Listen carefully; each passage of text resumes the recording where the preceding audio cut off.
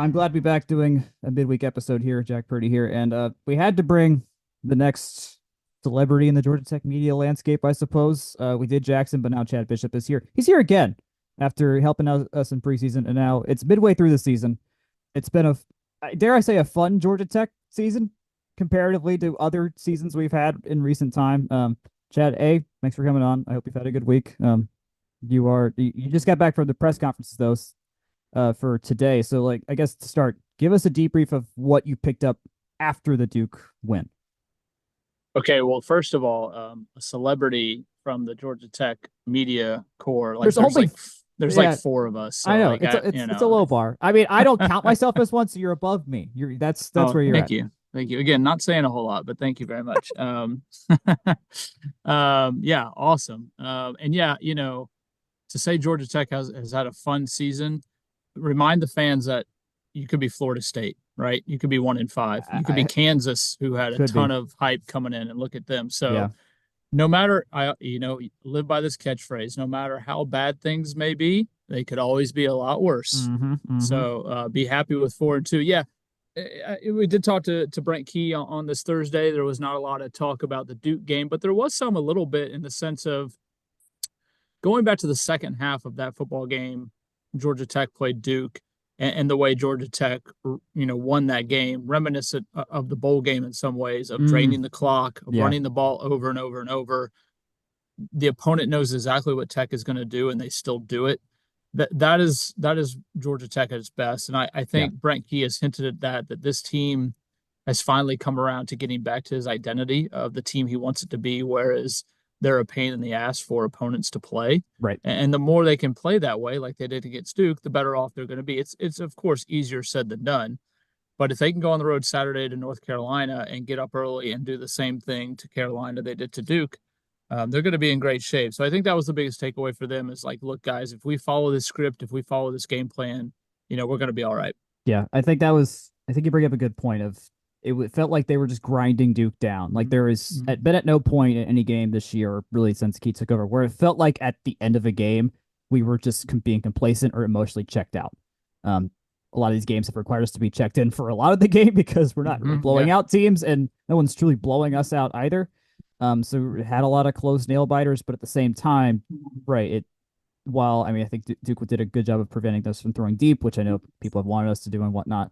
But of what they were trying to do, they were still doing pretty well. Like the screen game was happening. They converted 3 4th downs on pretty solid 4th down calls as well. Like they weren't Mm-hmm. like they were when you should have called them, but then also they looked like high percentage plays at the same time. It wasn't just let's just throw a guy into the offensive line and hope for the best or whatever. And the tush push happened. Yeah. Like we're a tush push team now, apparently. Uh, Who isn't a tush push team? I mean, you gotta. I mean, if Jason Kelsey's to be believed, who I mean, basically is kind of not the inventor, but like the most famous member of it, I suppose. Yeah. Like you gotta have your center and your guards working that thing right, or else it ain't gonna work. So if you're to leave any glowing statement about our offensive line is that they can do the tush push, which requires a high level of skill in the first place. I think what helped in that regard is look at left tackle Corey Robinson. Mm, He's fully healthy now. Brent Key explained Thursday had a bit of an ankle issue in the spring, mm-hmm. popped up again in fall camp. That's why he was splitting time with Jordan Brown at left tackle.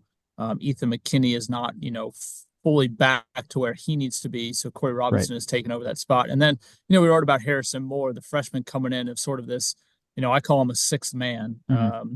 They called him a Swiss Army knife on the offensive line, a young kid, a true freshman, but's coming in there as an extra blocker, right? Mm-hmm. Which I think is kind of a cool system they're using to be like, hey, we're bringing in a six offensive lineman. We're going to run the ball, try to stop it. Yeah. And that's been a good way for them to pick up those short yardage situations. Because as you mentioned, brutal beforehand, that Louisville game, some of the other games where they've had 3rd and 1, 4th and 1, and haven't picked it up, which was Right. Yeah. alarming.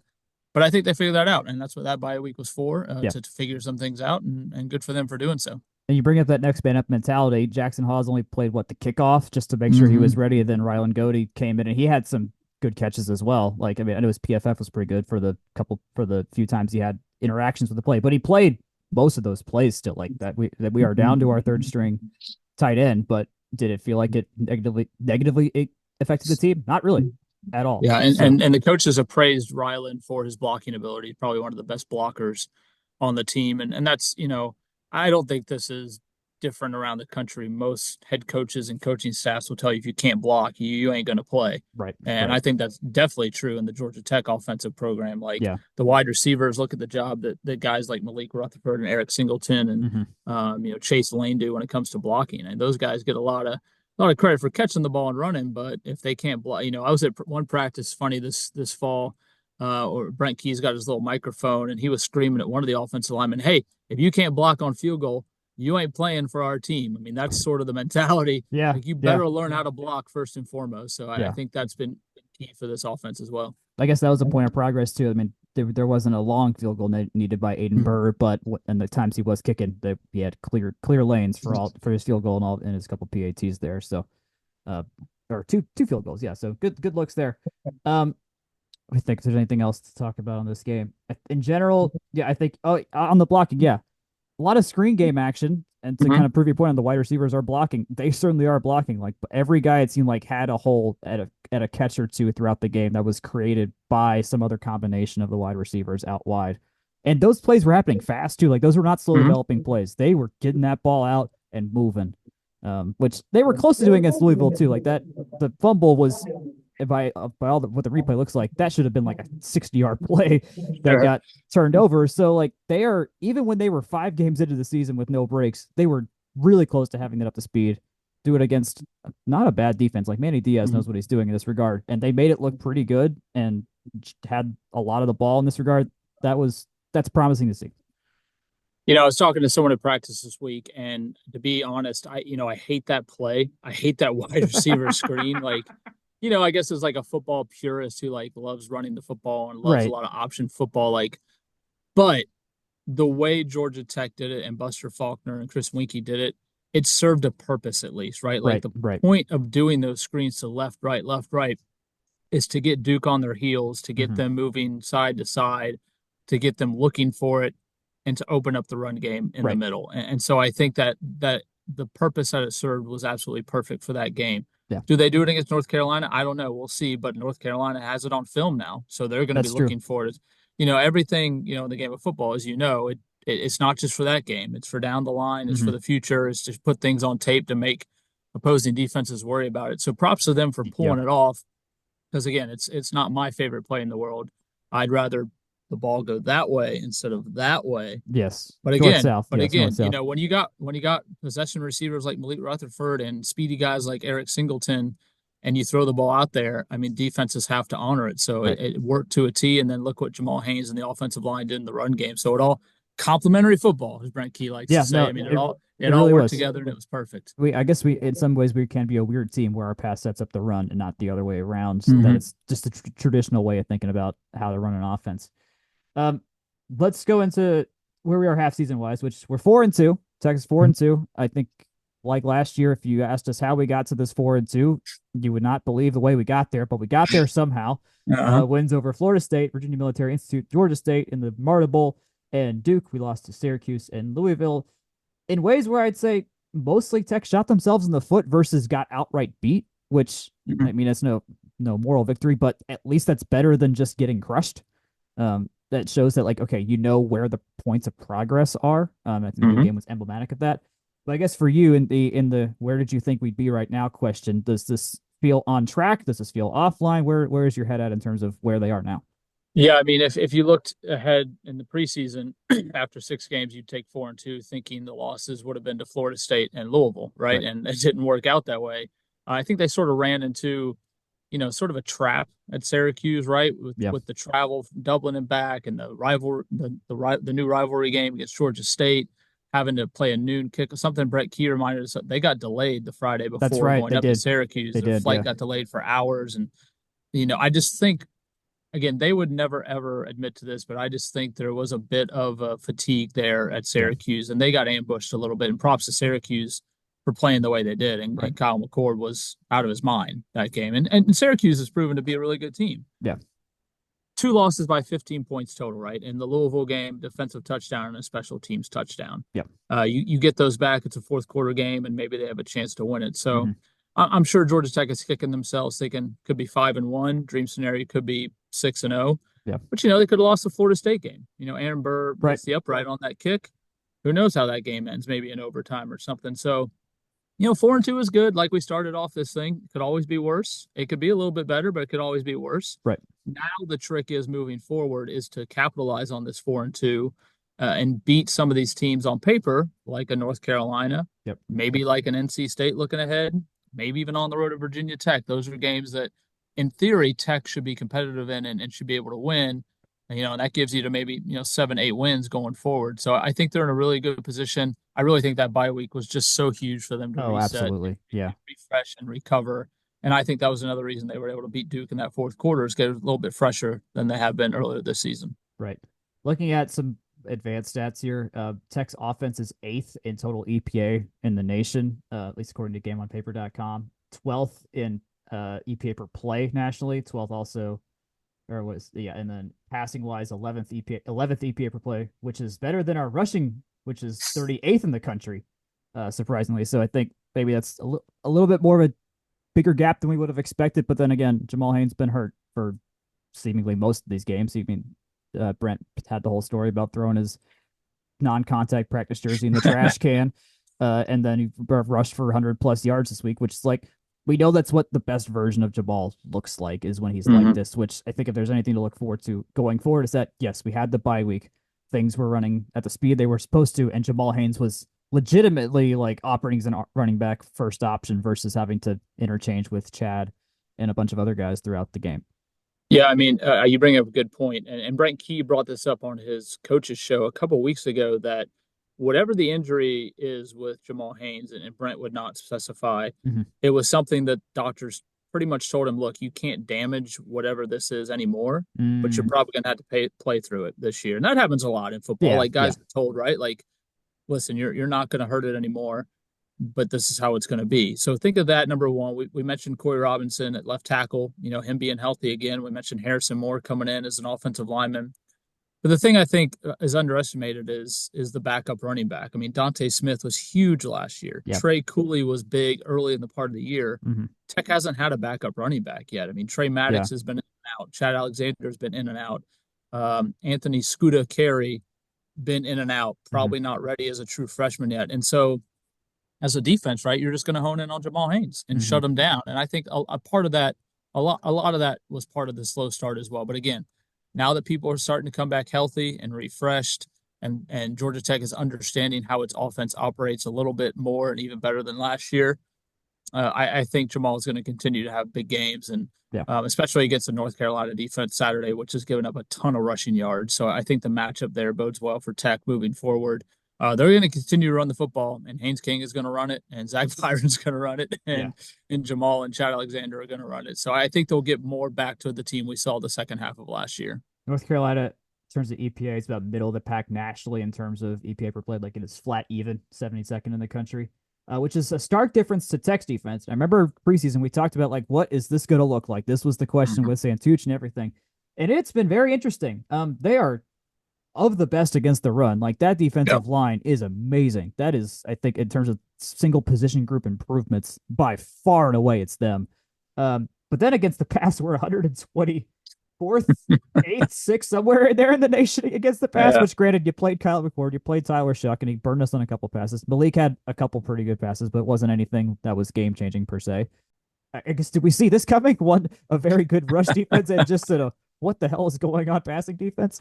No way. I mean, props to that defensive line. And Brent Key brought up a good point. I mean, the talent, that's why they brought in Romello Height from USC and Vandenberg from Penn State and Thomas Gore from Miami, to couple with, Makia Scott and Eddie Kelly, or not Eddie Kelly, Makia Scott and Zeke Biggers and So, some of these other returners. There's so much depth there now, and guys are playing 20 plays, 25 plays instead of 40 plays, 45 plays. Jess Simpson coming in to coach that group has been vital as well. So it is surprising me. I thought they would be improved, but not to that level. Right. They're still not getting a ton of sacks or TFLs, but really, what difference does it make if they're shutting down the run? They don't necessarily need them right now. Now, I'm glad you brought up that pass defense, because they were exposed against Syracuse and exposed against Louisville. And I don't know the next time they're going to play a big time passing offense. I don't know if North Carolina is it. I don't know who on the schedule maybe could be able to expose them some more. But that'll be curious. And I actually think against Louisville they did okay in pass defense. So we'll see here down the second half of the season how much that secondary is improved. Tay Seymour's come on really strong, playing really well. Saeed Gibbs and Omar Daniels are really good at the nickelback position. They got some depth there as well. Warren Burrell solid at cornerback, and Yeah. Amari Harvey, man, is playing out of his mind. So it's just progress. If they can continue to improve and maybe catch some teams on a bad Saturday, they're going to be fine. But yeah, no, I don't think anybody expected that rush defense to be one of the best in the country at this point. On your who's going to be the next quarterback? I mean, North Carolina, it's not going to be that. Notre Dame is not incredible in the pass game right now by any stretch of the imagination. Their EPA per game, their total EPA is negative when passing this season. But Cam Ward's coming, and it'll be after. You could say Virginia Tech in a sense, but it's really going to be Cam Ward in November. That's a good point. Yeah, which means that's 3 games. That's 3 games to work on this. That's 2 road games, especially to work on this, which is nice. The Notre Dame games in Mercedes-Benz, but for all intents and purposes, we'll call that a home game for now. So no, it'll be interesting. It would be nice to see them this week do something with this. I mean, North Carolina put up 50 in a loss, then put up 20 in a comeback loss. That's going to be. I don't have like a clear like frame in my head of what this should look like in a sense, because there's so much. There was so much emotion, which we'll get into in a second, just around this game. And then us coming off looking really good, and them and North Carolina generally not looking like the North Carolina that we know that they can be, or what a Mac Brown football team generally looks like historically. So it's an interesting little puzzle here of what this looks like. I'm glad nobody is asked me to pick this game because I'm not going to. Like, it's too confusing. Okay, I'll cut off that question. Fine. All right. Scratch it off the list. I mean, again, I go back to Tech being 3-10 under Brent Key after a win, number 1. So it's been struggle to put back-to-back wins together. Yep. North Carolina, despite losing 3 straight, I mean, they still have Omar Hampton at running back. They do. They got, I think, 4 wide receivers with at least 100 yards, including our buddy Nate McCollum. They have 2 tight ends who have just been dominant. I mean, not just good tight ends, like 2 guys who have put up massive numbers at tight end.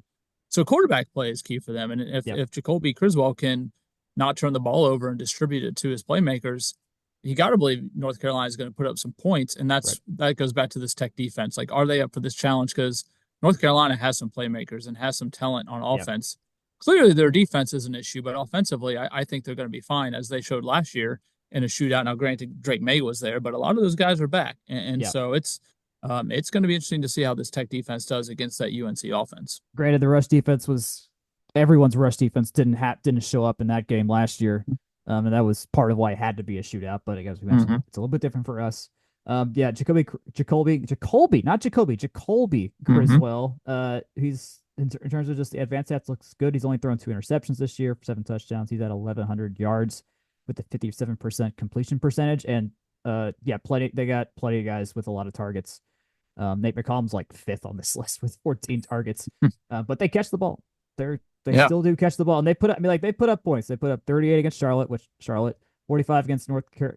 Oh, I don't even know what that school is against a school that I don't know. Still decent. And they put up 40. Come on, give it to me. North Carolina Central. That's right. I had to click on the game page. But they put up 45 and then 50 consecutive games, and then came down to 21 and 24, back down to earth in their ACC games. So they can put up points. This is a thing they can do. So I'm sure they're looking at how can they get through Tech's defense. I know we have been burned on that tight end crosser route or that wide receiver crosser route a few too many times. So I'd be shocked if they're not thinking about where they throw that specific pass, because that was Duke's best gain against us. That was Louisville's best gains against us, like that we have not adjusted to all the way to yet. So this is the part that I think people want to listen to about. You asked the Jeff question on Tuesday, and I know it's the part of why I'm going to this game is because I have to work some demons still that are just boiling in my blood. It's been a long time. It was an experience. I think I may have mentioned this to you, and I think we've mentioned it on the podcast, but I got to school in 2017. I got the Tech in 2017.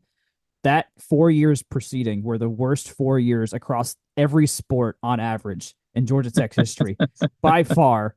which I'm not fully blaming on Jeff, but football kind of dictates many other things in your athletic Sure. department. So there's a lot there, but volleyball had a great time. Golf was great that whole time. Like I not and softball got to the tournament. It was fantastic. And women's basketball got to the Sweet 16 and lost to South Carolina. It was great. But So it wasn't as bad as you're leading on. But yeah, it was football. still the worst in Tech history though, which is still saying something. Um, both Key and Jeff gave pretty blanket answers in their press Sure. conferences about this. Like they know not to ruffle feathers in Hmm. this regard. But for you right now, what does the history going into this game define the game, or does the game itself define this game? Yeah, I think the game itself. I think the Jeff Collins stuff is more for the fans and the fan base, and I Right. get that. And full disclosure, like I came back to Atlanta in 2023. I don't know Jeff Collins. You came at the right time. The Chad Yeah, Bishop we talked about the Chad Bishop effect in the the press Bishop bump. box. It's the It's real. Bishop It's bump. real. Yeah, yeah. What Damon's doing and Brent's doing and Jay Bad. I mean, it's all because of me. Let's just give me my That's yep. trophy right now. Yep. So I've just heard secondhand stories from media colleagues, Mm-hmm. from people in the building, about the Jeff Collins era, and I know it was a brutally tough time for a Georgia Tech football fan to go through. So that being said, I think this is more cathartic on a fan base level. If Mm-hmm. Tech goes up there and wins, I just I would find it hard to believe that Brent Key or anybody on his staff, or Chris Winkie, for instance, is Right. going to go up there and try to hang 80 on Jeff Collins, because I knowing Brent Key, I think he respects the game, right? Like Right. he Mm-hmm. knows that if he were to do something like that, it'll come around like Yeah. at some point That's in the fair. rest of your career. And then, I go to some of these kids on these roster, and I've talked to Miles Brooks and I've talked to Sylvain Yonjuin about Jeff, and they respect the guy. Like, Yeah. he recruited some of these guys. I mean, That's true. Jamal Yeah. Haynes, a lot. There's a quarter of the team left who signed to play football for Jeff Collins at Georgia Tech. Mm-hmm. And I think there's some respect there, and there's some, there's relationships there. There's not a lot of ill will when it comes to that. I mean, these Yeah. guys, they all know each other, and I would be surprised if Tech is up 38-10 in the fourth quarter with 2.5 minutes to go and Haynes King is still throwing touchdowns, Right. right? Yeah. Like, Yeah. if that happens, that'll be the story, That's true. but That's true. but No, I yeah, think you bring up a good point though. Like there's so much that happens that no fan is privy to in terms of how mm-hmm. these guys they talk to each other all the time. They spend All the so time. much time around each other. Like they're building a relationship at such a close knit extent that a lot of failure still will not kill.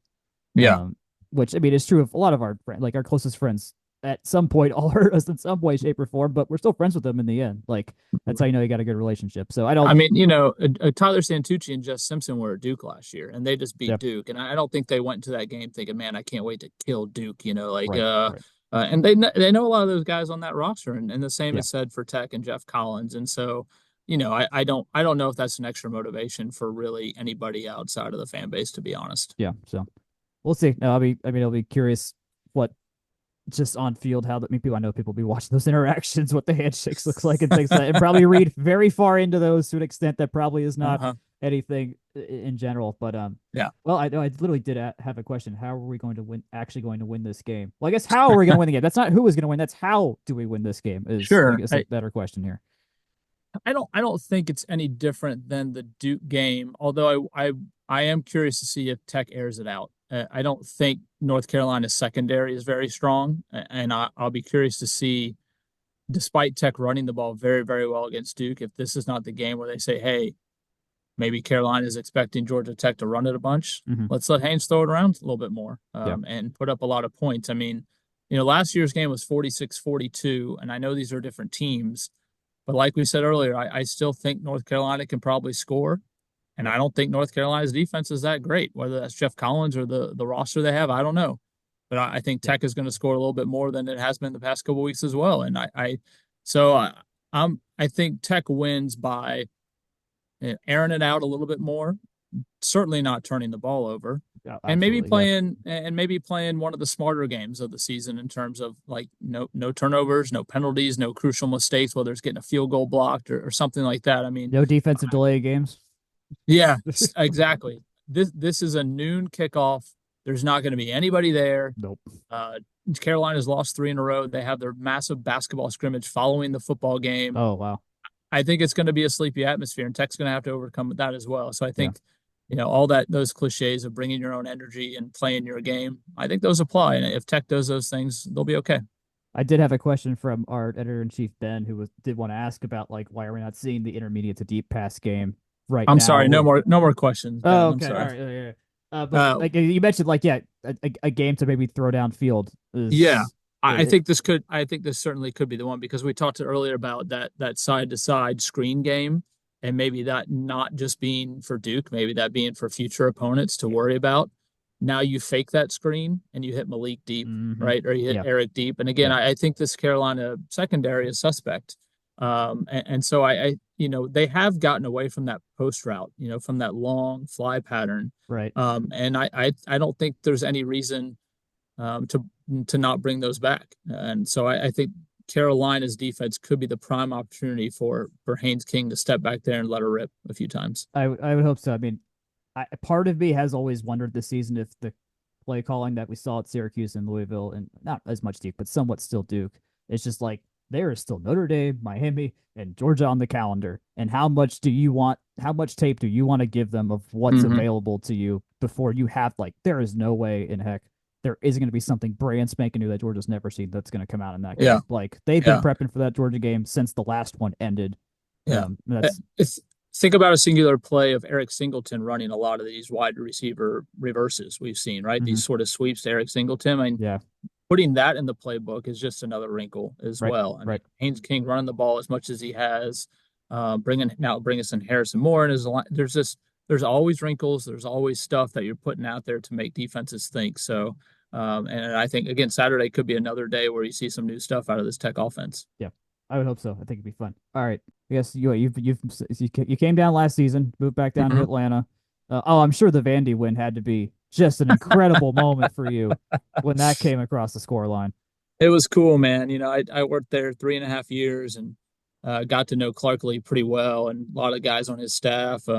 The roster turnover, there's not a whole lot of guys on that roster that maybe I would know or know me, Hmm. but just really cool for the folks that work there that I still know that have put up with a lot. Yeah. That Yep. football program, it's a tough place to win. And in 22, they went 5-7, and you're thinking they're on the precipice of maybe being a bowl team again, and Hmm. things kind of fell apart in 23. So, props to Clark Lee and his staff for embracing the new age of college football and saying, hey, we got to go get some kids out of the portal. We got to construct our roster a lot Hmm. like other teams are doing. Yep. And they did it, and they found gold in Diago Pavia. So, man, just great. It's fun, hilarious to see that goalpost walk down Broadway and So dodge fun. bachelorette That was parties and get amazing. dumped in the river. That was A amazing. river I've been kayaking down, by the way. Yeah, man, it was really cool for them. Really happy for them. It's funny, it all ties in because Georgia Tech was playing Duke. Duke's SID is a friend of mine named Sarah Fetters, Hmm. who was the Vanderbilt football SID when we worked at Vanderbilt together. So Oh, we were nice. sort of we hung out on Sunday and were able to sort of Oh, laugh that's and awesome. cry over that win. So it's really good for the Commodores. And, hopefully they keep going and get back to the postseason. That'd be so fun. Give me one new thing about Atlanta that you've come to love since you moved back to Atlanta. Um, One new thing. New to you, I should say. I'll give you something off the radar. Springtime. I when I grew up here, I don't remember spring, probably because I was a kid and I was stupid, right? The spring weather and the trees and the flowers. This is the English lit major coming out of me. Yep, yep, Just what a beautiful city in the springtime. And, yeah. and I didn't realize that growing up, but you drive through some of these neighborhoods and just even the neighborhood I live in up here in Cobb County, and just the beauty of Atlanta. I Yeah. think sort of you get lost in when you grow up here. You don't really realize it, but when you Hmm. go off to live other places and you come back, like man, I that was new to me, even though I grew up here. So Yeah. that's I can't wait till next spring when all that kind of Well, that's cool. blooms again to experience again. I know that's sort of an odd answer, but that's No, what I'm going to do now. that's a cool answer. I think a lot of people like, I mean, there's a lot of transplants in the city, and so they probably feel something like that. But here, Well, yeah, yeah, my wife is from Memphis and she's never lived in Atlanta. She's only visited with me since we've been mhm, together, and even she's been blown away. She just can't believe it. Some of the flowers we see walking through the neighborhood or being downtown. She works yeah. in Midtown and Hmm. just blown away, The by the beauty of the city. So it's pretty awesome. the city and the forest is a real thing. We got That's we got right. we got That's the right. we got the nature to back it up. Chad Bishop from the AJC, thank you so much for hanging out with me again. We will see each other very soon. Plug what you got to plug for our listeners.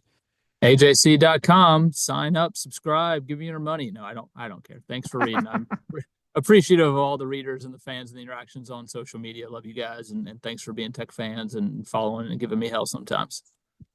Well, we're at least us at the very biased from the Rumble Seat are hoping for the Tech win this week. So whatever will happen, it'll be something. It'll be something. Something's gonna Something's happen. gonna happen. That's right. We'll Like see what college goes down. football always does. Always that. All right. Thanks, Chad.